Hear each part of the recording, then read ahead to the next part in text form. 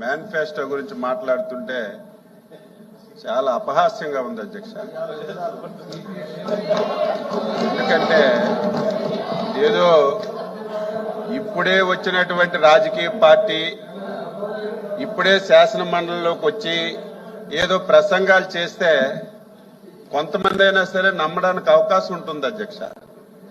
మొన్నటి వరకు ఈ రాష్ట్రానికి పరిపాలించినటువంటి పార్టీ వాళ్ళు కూడా గత ఎన్నికల్లో ఒక మేనిఫెస్టో ఇచ్చి 5 సంవత్సరాలు పూర్తి చేసుకున్నటువంటి పార్టీ ఇచ్చిన మేనిఫెస్టో ఏ విధంగా అమలు చేశారో ప్రజలందరూ కూడా చూసిన తర్వాత మాట తప్పారని చెప్పి తీర్పిచ్చి మాకు అధికారంలోకి తీసుకొచ్చిన విషయం వాళ్ళు గుర్తుపెట్టుకోవాలి ఫస్ట్. అయితే వాళ్ళ మనసుల్లో ఒకటి ఉండేది అధ్యక్ష,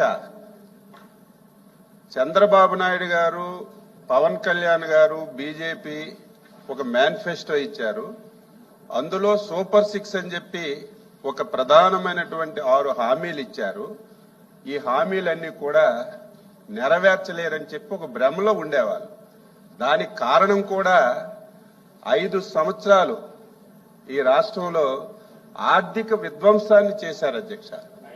ఎందుకంటే 9.5 లక్షల కోట్ల రూపాయలు ఈ రాష్ట్రాన్ని అప్పులు చేయడం గాని, చాలా మందికి బిల్స్ ఇవ్వకపోవడం గాని ఇవన్నీ జరిగాయి.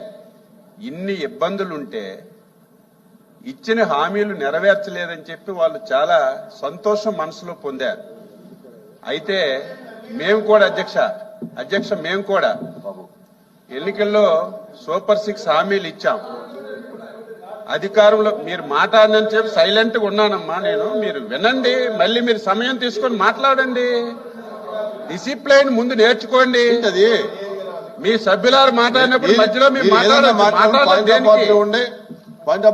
మాట్లాడండి తప్ప మీరు వేరే మెంబర్ గారు మాట్లాడేటప్పుడు అలా రన్నింగ్ కామెంటరీ చేయడం అనేది పద్ధతి కాదు. ఎందుచేతంటే మెంబర్